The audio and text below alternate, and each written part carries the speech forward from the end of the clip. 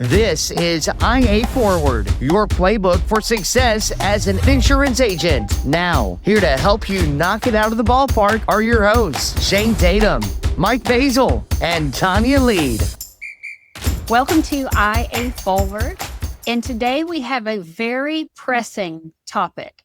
I want to talk about why you can pull up at Chick-fil-A and there can be 40 cars ahead of you, right? And you're going to have your chicken or your gallon of diet lemonade in like 5 minutes. How is that even possible? Like if you pulled up at McDonald's and there are 40 cars ahead of you, you go somewhere else, right? Pretty much.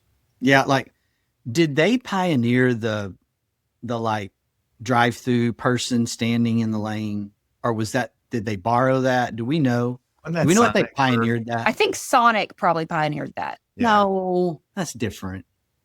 That's got to be different, right? That's like pull up and like order through the loudspeaker. Like, no, they're out there. They're out there, and there's like drive-thru order. Who does Sonic take your order in y'all's part of the country? Like the physical person comes out and takes the order? No. That's what I'm talking about. Like Chick-fil-A has kids standing in the drive-thru. Like you'll run over them if they don't get out of your way. Like they're out there, right? They are.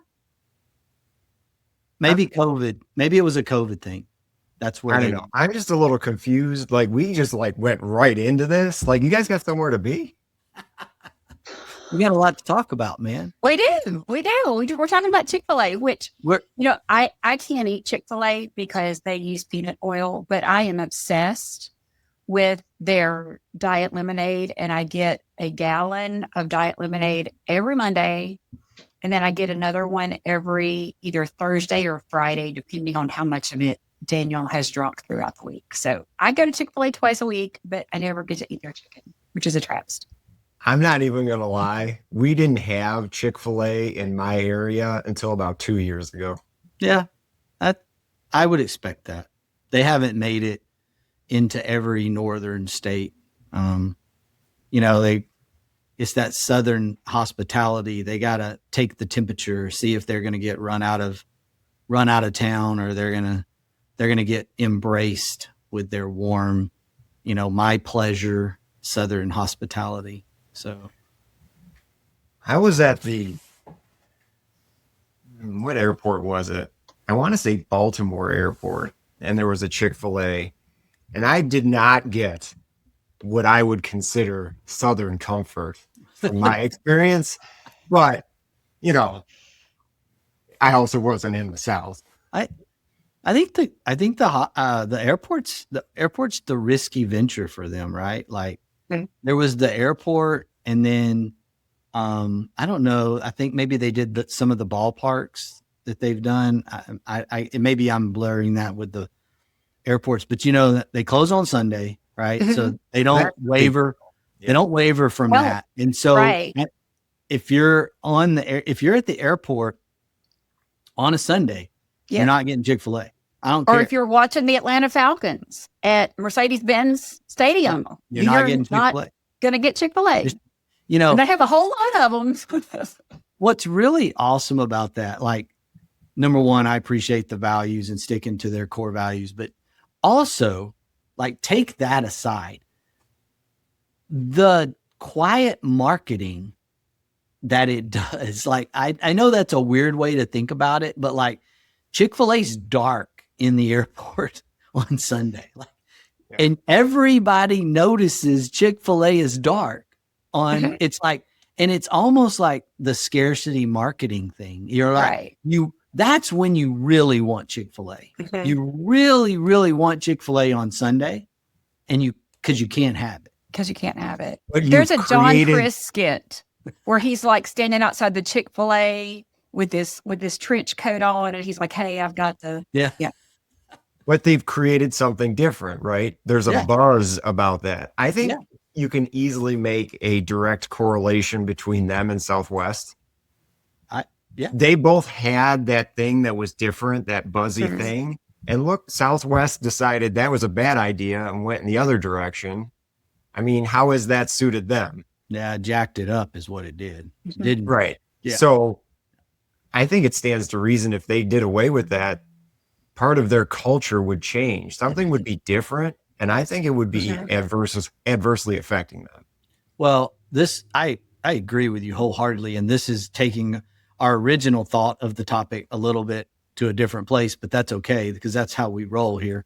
Cracker Barrel's CEO just stepped down, was quietly fired, whatever the true story behind the scenes. And that was, it's just been a year since Cracker Barrel, decided to rebrand and then a week later reverse course and is now fully going back to their roots and embracing their country, the old country store. Uncle Herschel. They got rid of, they're shedding, they shedded, they did some, got rid of Maple Street. I didn't even know that was a thing. I guess in some areas there was like some cafes or something they had called Maple Street Cafe or something like that.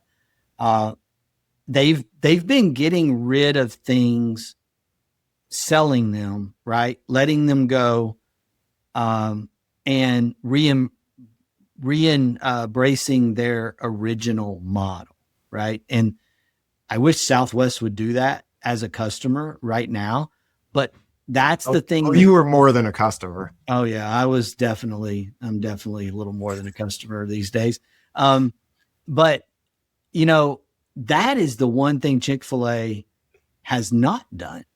Of course, private company versus public companies, in some, in these two comparables, they can kind of do what they want, as long as their customers are, as long as they're legal and do it and their customers, like them, they can kind of do what they want. And, they don't have to worry about getting canceled because they don't care. It's like, whatever, you're not our customer anyway.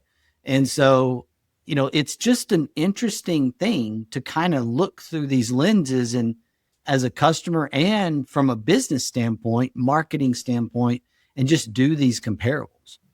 Chick-fil-A decided to change their French fries a year ago, and they added pea protein to them to make them crunchier. And people came unglued about it. People hated it. And they switched back very quickly. They listened to social media. They listened to the response of their customers. And I love that they did that in a really positive way. Talking about Southwest, I was a huge Southwest Airlines fan. I flew Southwest all the time. And since they have actually implemented their changes, I can no longer afford to fly Southwest. It is cheaper for me to fly round trip on Delta, American, or United than it is for me to fly one way out of anywhere I've tried to fly out of and into. So, I think it's fantastic that they say that they're more profitable than ever, yada, yada, but they've lost. And I can't be the only really loyal customer that they've lost. I can't be. Well, no. Absolutely not. And I have not met a fellow customer in a boarding line or in the terminal at the gate who has said, wow, I love these changes. This is so much better. Like I have yet to meet that person. They may be out there, but in my travels, which, for 4 or 5 months, in the first part of this year was every week, multiple times. And so, I just haven't met that person. They may be out there, but I don't know where they are. And I literally yesterday had this conversation with my wife. We have the Southwest credit card. And I said, you might as well cancel that because there's no product differentiation anymore. Yeah. Right. Not. Let's go back to Chick-fil-A though. And what does Chick-fil-A have to do with an insurance agency? And looking at it from the insurance perspective, it's not about selling chicken. it's not about selling insurance, right? Because everybody offers insurance. There's 3 insurance agencies on every corner, right? There's lots of chicken places. There's lots of fast food places. So it's not the chicken, it is the lemonade. Yeah. But Chick-fil-A is selling consistency. They're selling trust. They're selling experience. And insurance agencies are the same way. We're selling relationships. We're selling confidence, advice, protection, peace of mind. And people may buy a product elsewhere, but they're going to return because of the experience, right? So if you're providing a great experience and somebody leaves, people are going to come back to you. Or if you provide a great experience, they're not going to leave. Yeah.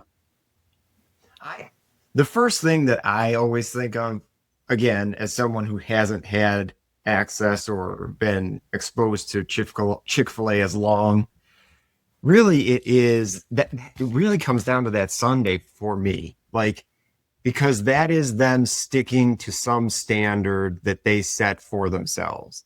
There's some, in this case, I'm sure it's a moral standard of not being open on this particular day of the week, right?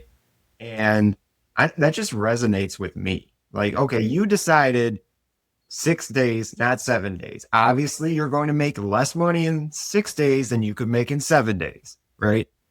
Unless you're a tire fire and you're losing money, and then you're not losing as much. Good for you.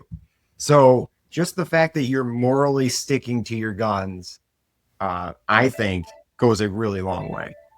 Yeah. And what's really interesting about that is the assumption is that they're going to make less money, but they're consistently at the top of per store, what they would call per store sales in the industry, right? In their comparable peers, compared to McDonald's, compared to Taco Bell, et cetera, they are consistently at the top of per store sales, unit sales for the franchise. And I think, I'm going to throw a few things out there. I think the closing on Sundays, them sticking, that's a core value. That's just their beliefs, their founder, and they have not wavered from that.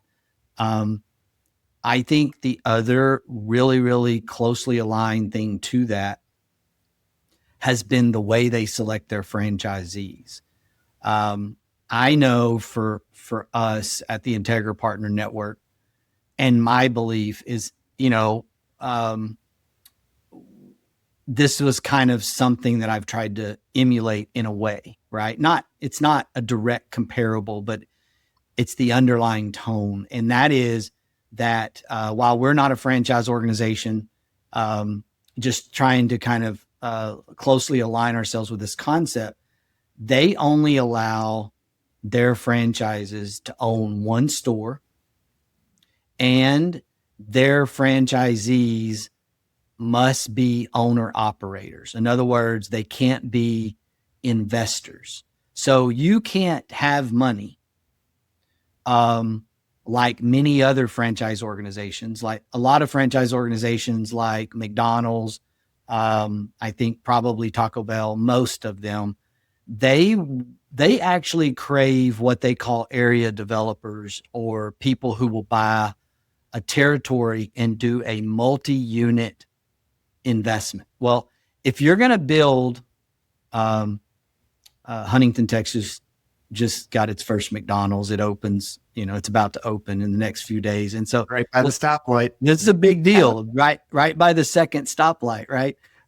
So that's just funny to say out loud. And so, I'm very, if you're going to build 10 McDonald's, you got to have some dough. Like, you got to have some deep pockets. Right. And that's what that organization, that's what they look at for franchises.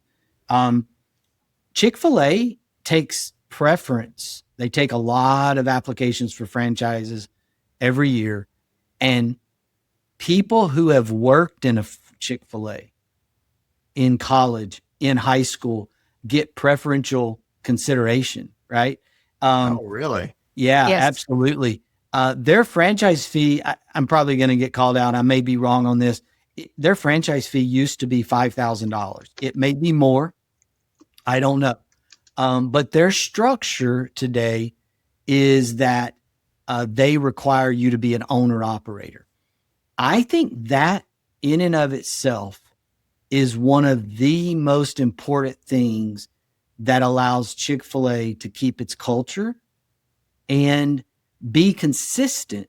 What's really crazy is just being consistent all across their locations throughout the country. I mean, it is phenomenal how you can go from, Texas to Alabama and get a really, really close experience. And what's really funny is in my family, we compare everything to this Chick-fil-A in Lufkin, Texas.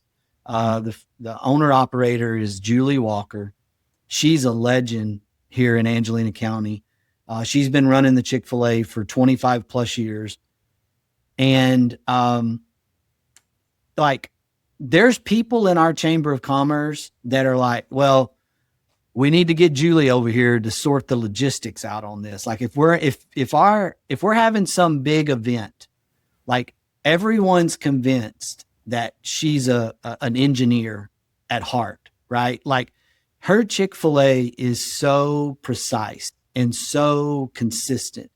And we now compare other Chick-fil-A's across the country on travel to Julie's Chick-fil-A, Julie Walker's Chick-fil-A. And so, it's good. It's still Chick-fil-A, but it's not, they were slower than the Lufkin Chick-fil-A. Like, come on, like slower by 14 seconds. Like, what are you talking about? What are we doing? And so, I don't know. I just think that owner operator keeps, that model keeps them so in tune with their business and their customers that the consistency just naturally happens. The question that Chick-fil-A asks is, will you dedicate your life to leading this business? That is one of the questions, because it is 10,000 now, by the way. Okay. But right. when you think Still about the cheap. fact, that Chick-fil-A pays for the land, the building, the equipment, the restaurant build out, that's millions of dollars that Chick-fil-A is investing with a $10,000 franchise fee, right? I mean, that's huge. But that is actually what they expect. I mean, they expect their owners to be in the store, hopping behind the register when they need to, picking up trash, greeting customers, all of those things. And they don't bring people in because of their skills. They hire for attitude, right? And talking about their employees, and that their high school and college employees get those the preference for those franchises. Those kids get fantastic college scholarships from Chick-fil-A as well. I mean, people want to work at Chick-fil-A for those college scholarships, and they keep them. And that's culture. And that goes back to how we lead our agencies. How are we taking care of our people? Do we see that our owner is engaged? Do we see that the leadership is visible? We see that decisions are happening quickly, and they're listening to their people, and they see that people care, right? And those are the things that we need to be doing as agency owners to make sure that we're creating a culture that our employees are going to take care of our customers. And that's one of the things that Simon Sinek talks about a lot. And he'll be talking to a CEO, and he'll ask a CEO, one of the first questions that he always asks is, what is your number one priority, as a CEO? And the CEOs will usually respond, to take care of our customers. And he'll say, as a CEO, you haven't seen a customer in 5 to 10 years. your number one thing you need to be doing as a CEO is taking care of your people. And then your people will take care of your customers. Yeah. Which, that was originally coined by Richard Branson, Virgin. I think, a lot of times we try to attribute the Southwest CEO, Herb Kelleher, to that, but it was actually Richard Branson that initiated take care of your people. Your people will take care of your customers. Right. And, I think when you look at that, it's from an agency owner perspective, we get a little bit of that comparison is the thief of joy. We get to look in it, maybe a larger broker, and we start talking about, how can I get myself out of this place of selling policies, of handling the client directly, to this place of, managing people.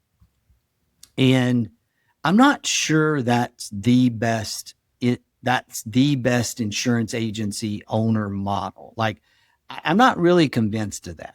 There's a lot more successful agency owners that I would classify as owner operators. Their lifestyles that are incredible, right? They make a lot of money, right? They have very valuable agencies, but they're not absent. Like, the ones that I feel like are the most disconnected are the ones where the owners are truly absent. They don't really know what's going on in the operations of the day to day. That's my concern about maybe where things are headed a little bit, where things have been headed for quite some time within the agency model, is this investor mentality versus owner operator mentality. I just, the most successful agents inside our agency network are really and truly owner operators. Like, even the larger ones are owner operator mindsets where they're in the trenches. Like, they have a really good pulse on what's going on in their business. And I have a few examples that I want to get into for us that are some examples of things where the pulse is not there. So, well, here's the deal, kind of going back to what Tonya had mentioned. So earlier, Shane, you said, okay, we'd gone to Chick-fil-A and it was, hey, it's 6 days instead of 7, but they're still all the way up here on what they're making. Oh gosh. Hey, you did it. Yeah.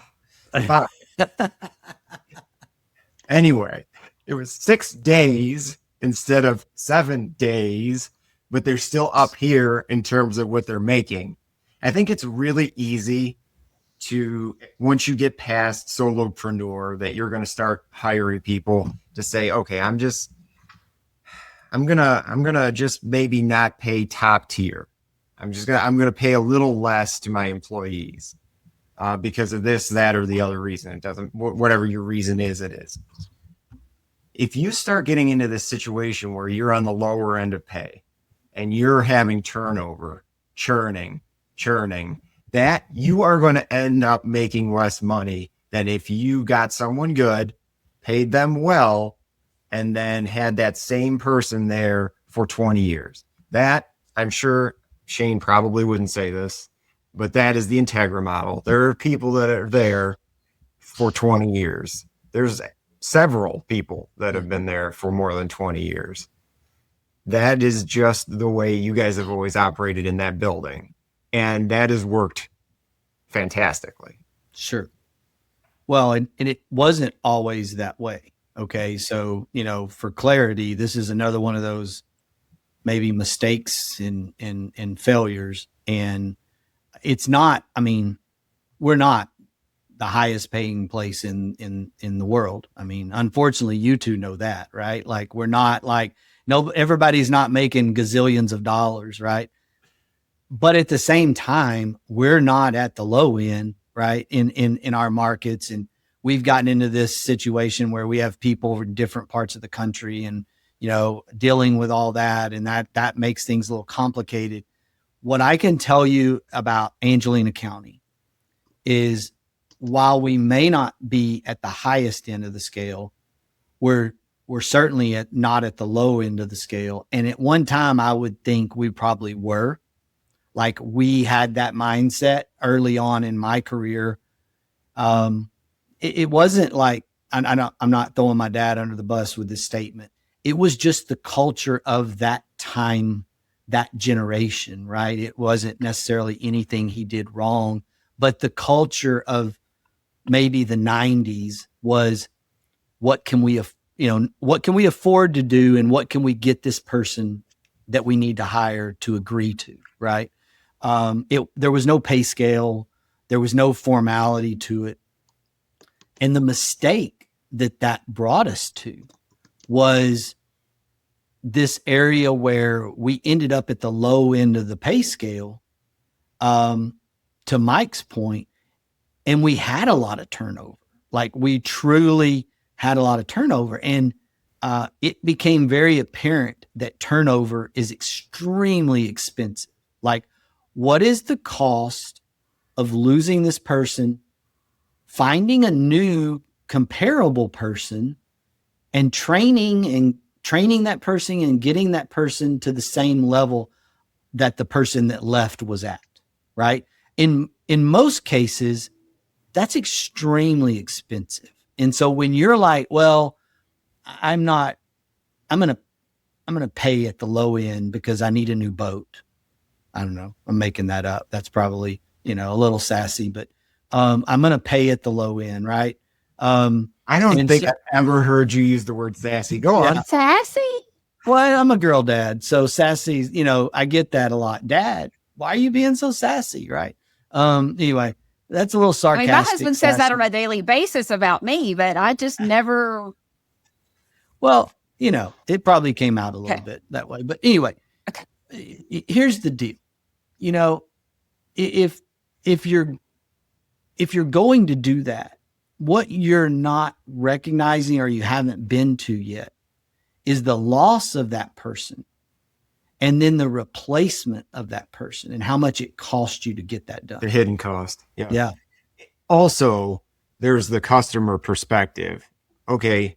I've been into the office or I've contacted the office 3 times over the last 2 years, and I've spoken to someone different every single time.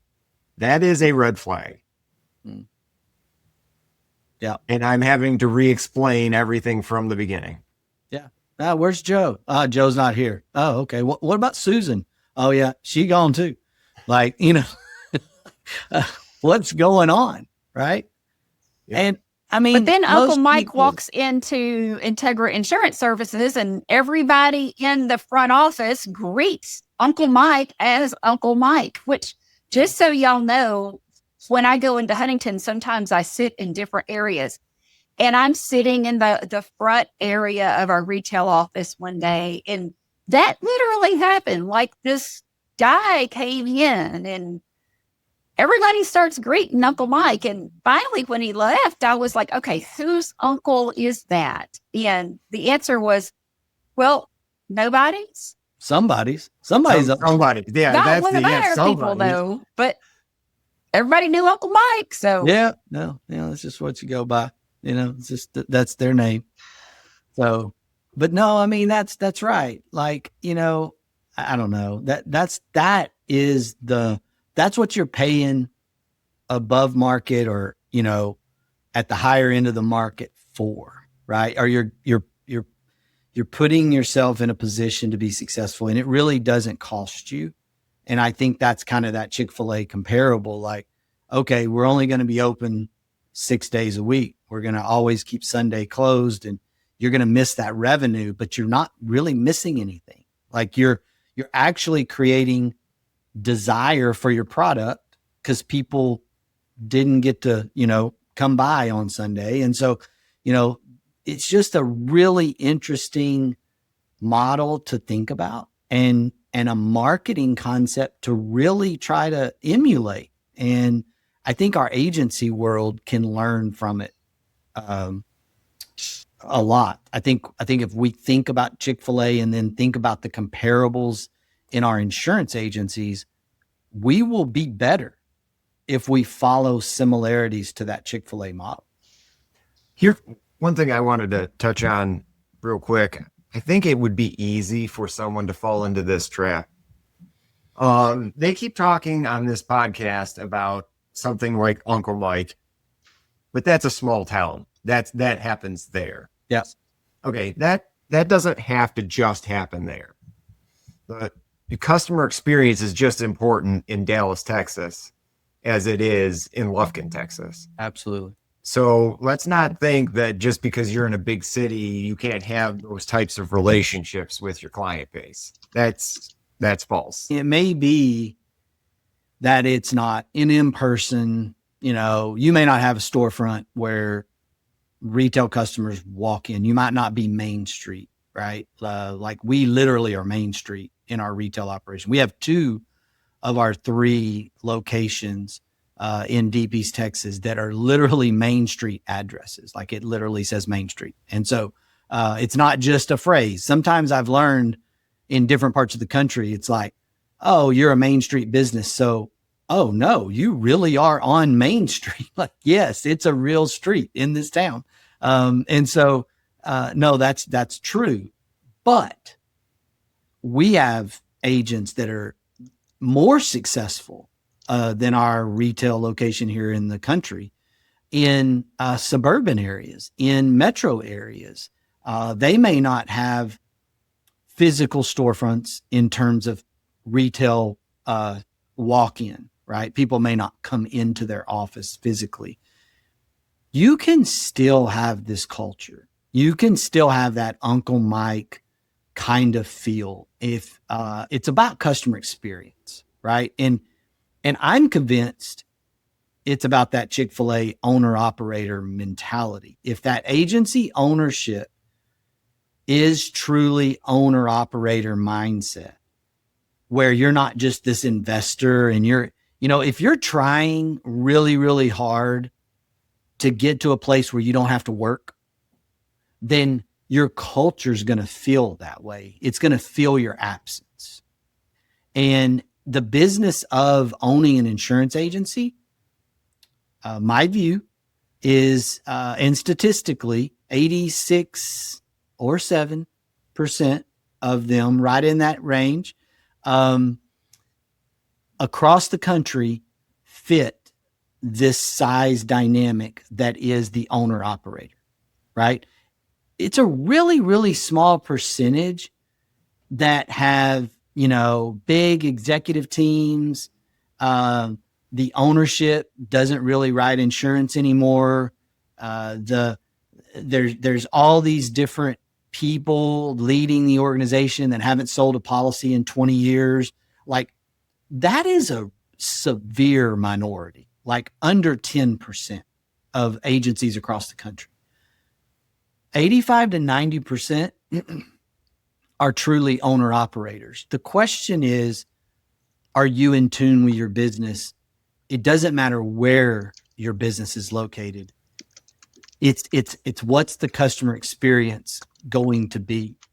And that's what, I see as the comparable to Chick-fil-A. So yeah, here's a tip, because I remember this from the agency that I worked at when I first got out of college. Do not have your golf clubs sitting right next to the door to your office and have a glass pane there so people can see if the golf clubs are there or not there. And then they can base their day around the location of the golf clubs. Wow. There's an old commercial that, Tonya, what was the commercial with the office where the receptionist answers the phone and it's like, oh, you're not going to be in today. And everybody picks up their golf clubs from their desk. And then it's, oh, you are coming in, and everybody sets them back down.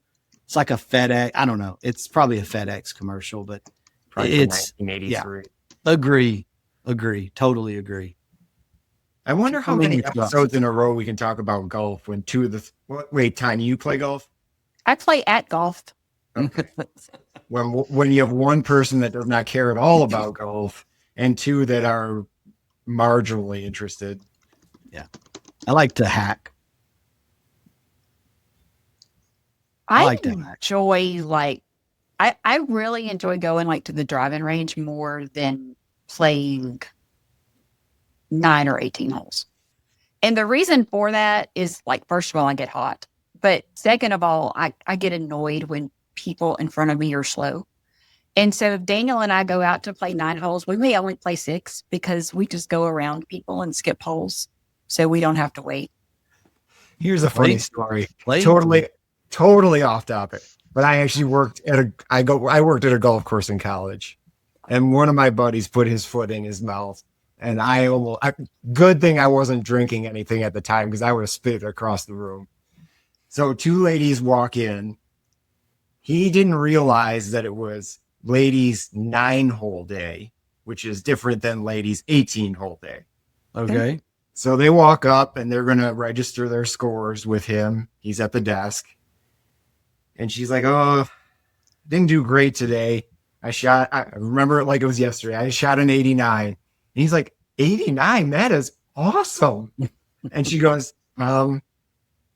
that's for 9 holes. And he goes, let me write that down. Yeah. That's fantastic. That is fantastic. Love it, love it, love it. So I don't keep score. It's too stressful. Most of the time I go out and hit, I just don't. What are we doing? Like, I'm not a participation trophy guy. Y'all know that, but right. I was going through all of that in my head. I know, but in my mind, when I'm by myself or when I'm just me and a buddy, like, I'm like, hey, you keep your score. I don't care. I don't need that stress in my life. I'm out here to de-stress my life. I'm not out here to increase my stress. So that's the way I handle that. So do you walk a course or do you drive the golf cart? Most of the time I'm in a cart. I have walked it, but we have some really hilly golf courses around here. So if I'm going to play locally, it's a booger to walk. Actually, it's pretty tough. So who's the source of all those stresses you're trying to relieve? It's Robbie, right? It's Robbie. totally Robbie. Tonya, Mike, I know it's not me. It's just all of those people in my life, Okay, so we have covered Chick-fil-A, McDonald's, golf. What are we missing for a good insurance podcast, right? So now we're going to talk about banking. We did Southwest. We covered did some Southwest. Airline. Yeah, we did some airline stuff. But now let's get into banking and let's do it. And here's my very recent experience of why I'm concerned about agencies that try to move away from the owner-operator model. Recently had a bank, one of the banks that we deal with, and it just so happens that this bank is being sold, merged for the 3rd time in 10 years. Okay. The bigger just keep getting bigger. And I will say the previous 2 were okay. Like the merger, the transition was okay. Like it wasn't terrible. Like there was a local, let's just call it owner operator banker that I knew in the organization, even though the organization was based in another state. Their local banker was a banker that I knew from long time ago. He was very much in tune with his market, with what was going on. And so much like that Chick-fil-A owner operator, it was good. It was always good. He retired. And now after his retirement, a few years after his retirement, the bank has sold again. And my experience in this situation, in this one, and what I related to was just the largeness of everything. Like everything is so corporate. Everything is so stale and generic. There's nowhere close to that owner operator culture feel to it, like in the local market. And just getting through to someone on a phone call is really difficult. Okay. And when I do talk to this person does not sound like they're from anywhere in any region of the United States. Okay. And so that is a little problematic to me when they're asking me for things like, well, why can't you see what is the account number you're looking for? Like that's a little problematic for me. Right. And so I've just had this recent experience where this large organization is just okay losing customers because their experience is terrible. Like they don't, it's just a numbers game for them, right? There's no real relationship building. There's no personal relationship at all. There's certainly no owner operator culture to it. And that's what we've seen from private equity coming into the agency world. That's what we've seen from some of the really large roll-up brokers across the country is all of that local culture has been eliminated. And when that happened, they lost people. And when they lost people, they started losing customers because, again, back to our Chick-fil-A, Richard Branson, Simon Sinek point of the people were no longer being taken care of. Now, your father was a banker. Your family owned the local bank. So what are you seeing really as, what would your dad have done differently? If he was selling, if he was in this merger, what would Huntington State Bank have done differently under your dad? I'm not sure they would have sold to this bank. Number one, I think he would have been a little more money or not, right? Like this feels like the highest bidder situation, which is, hey, it happens out there, right? Like at some point the number gets so big that it becomes multi-generational wealth for some family and people have to say yes. Like I'm not saying that that's not real. I think specifically though, to your question, that would not have been the decision, right? Number one. Number two, I think there would have been this kind of back to the previous merger where there was that type of person in the bank. This is not the bank that we had ownership in, by the way, our family. This is different bank. And in those cases, there would have been some negotiation to take care of the people. There would have been some negotiation to probably stay on board and see the transition happen locally. I think that would have been a lot different. So you wouldn't have gotten that feeling, right? And we actually have some cousins who were in way up the generational line where the bank split in our family, few generations ahead of me. There were these cousins that are the heirs to that bank.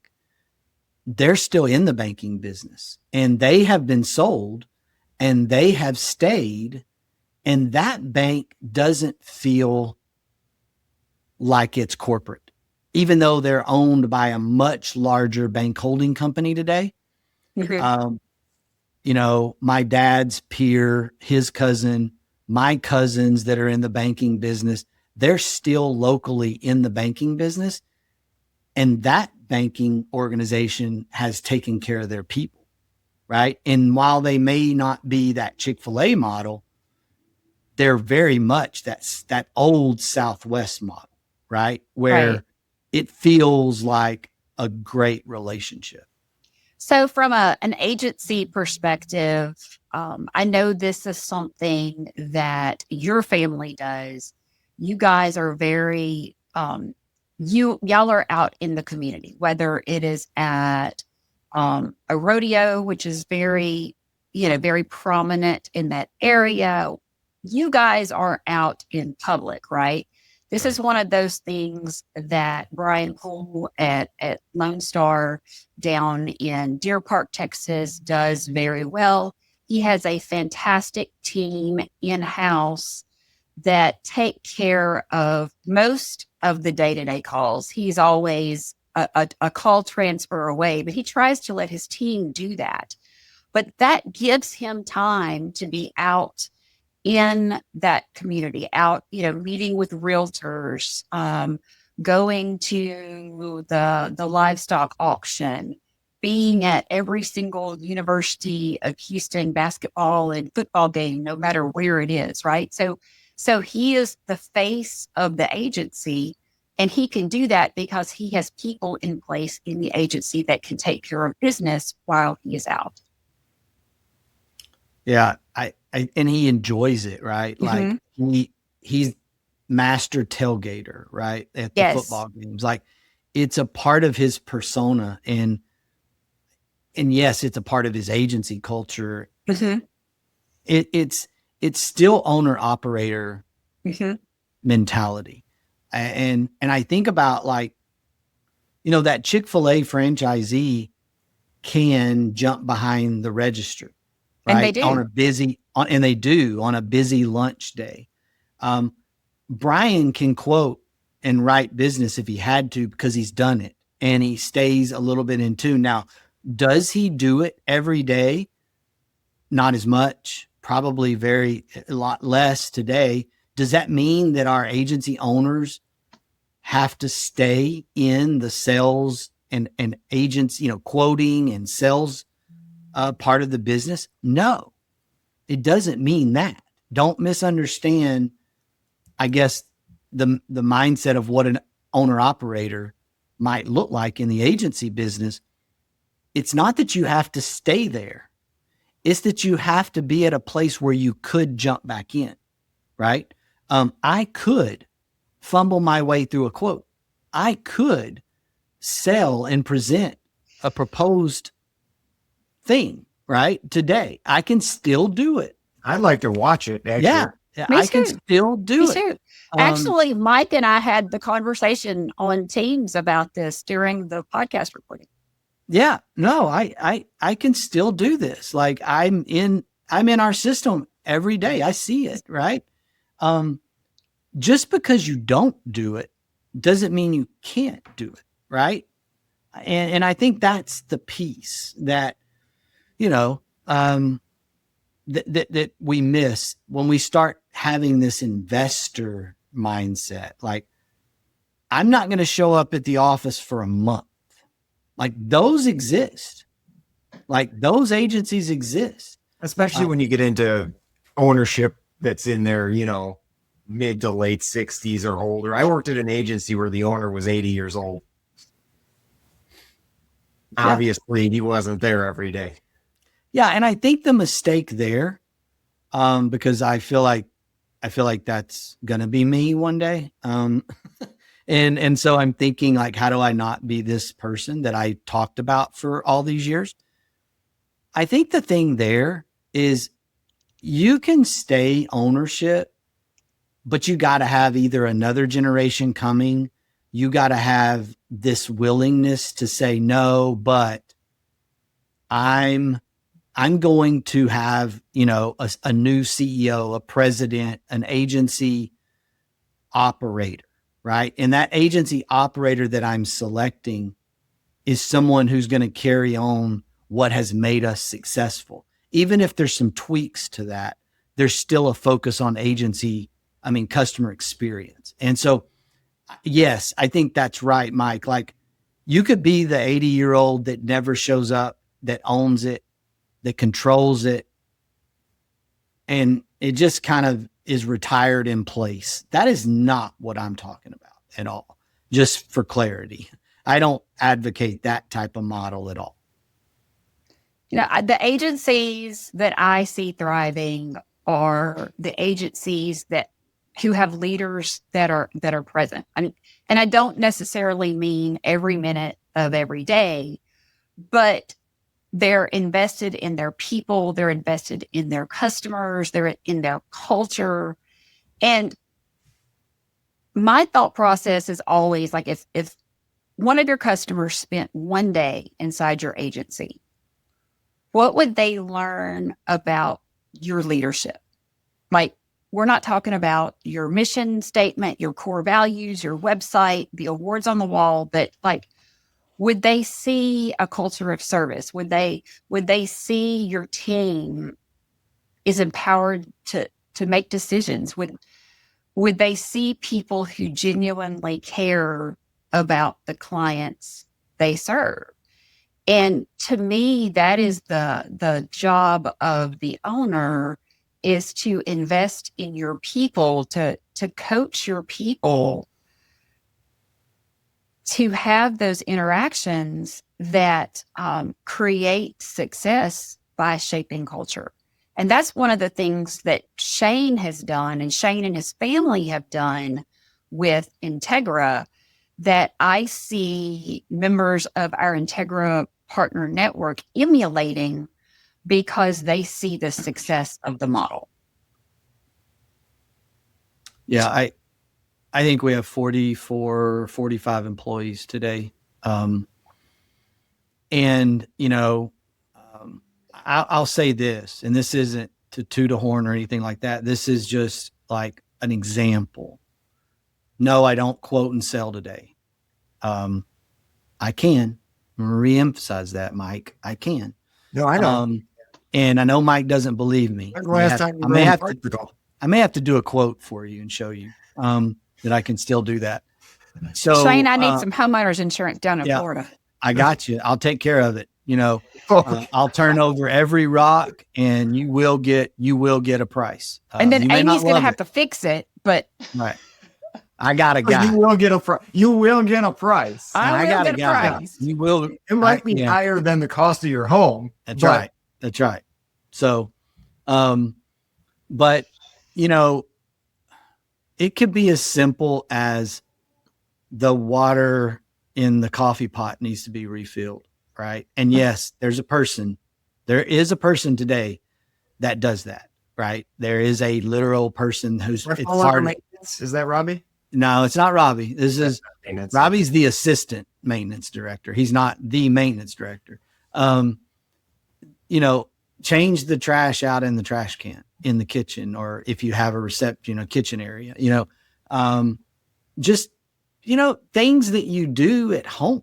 Like, I just think about it that way. Like, that business is an extension of you personally as an owner.